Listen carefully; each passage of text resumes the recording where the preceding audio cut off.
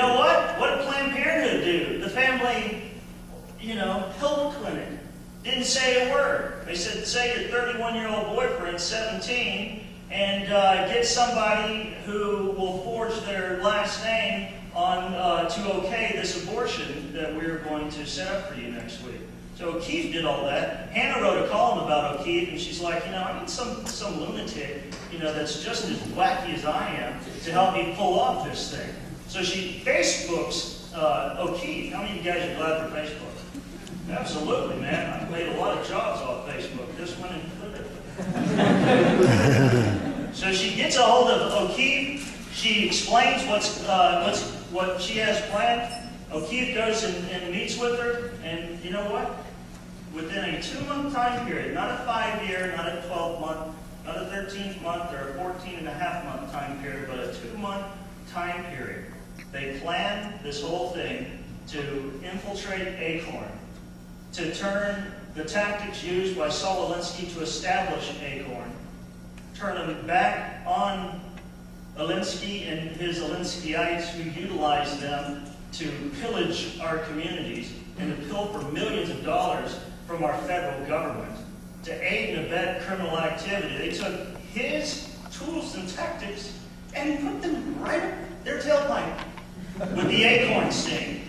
And everywhere they went, and it took a little time to plan it, a couple of months, but from July 24th to August 20th, that was the time frame, they got everything that they needed. Now the thing that, I guess that's all the lies and scandal that's out there about James and Hannah. But, Maryland has now filed suit against them because we've caused the ACORN employees emotional distress. Really? Can you imagine this, Chris? Can you imagine? And I'll include everybody in this. Can you all imagine if Hannah and James were not posers, but players? Can you imagine if they were really setting that stuff up in a neighborhood? And I think they've done it before. You know why? Because when they said we're going to set up a whorehouse, we're going to get some 13-year-old girls in here, what did the ACORN employees do? I'll tell you what they didn't do, rather. They didn't blink. They said, hey, Tanya, get us that 63 form, bring it in here. Unbelievable that they did not blink. Now, what I did as a sperm donor for my daughter, I'm about to tell you, what I bring to the table in Hannah's life.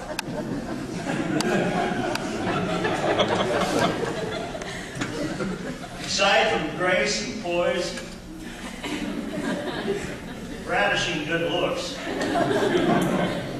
I raised my kids to absolutely reject passivity.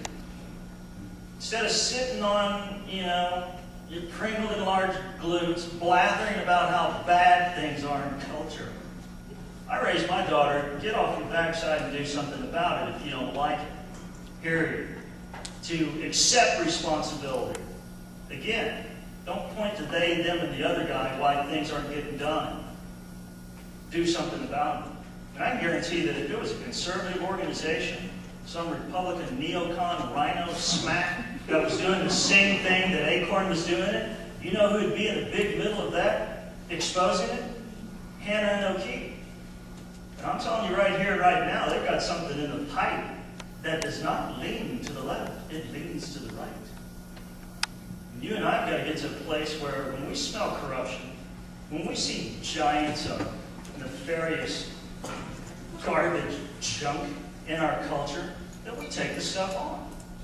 I taught my kids and made sure that every influence that they had was a non-passive influence, a non-blame-shirking influence. I made sure that they were around, my kids went to jiu-jitsu, Gracie jiu-jitsu. You guys familiar with Gracie? Anybody guys watch the cage fights and all that other stuff on Spike and all the other freak shows where they're jamming people into a cage in an octagon? Those are the people that train my daughter.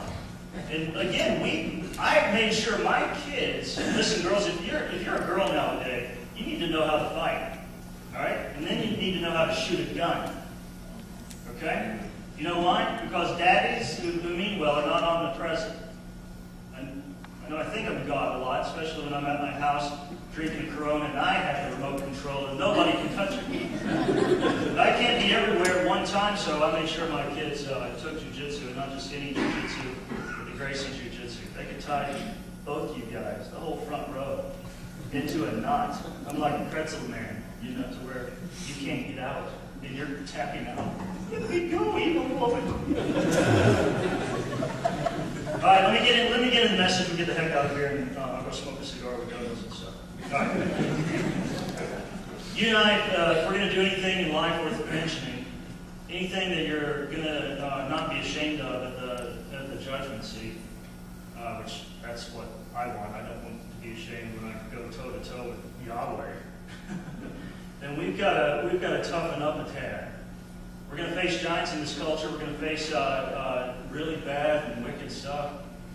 Chris knows this as he's queuing up to run for a Senate seat.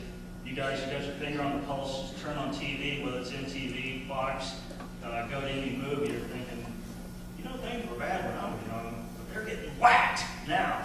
And you're seeing these giant-like entities, amoral, immoral movements, stuff that has absolutely nothing to do with the America that we know,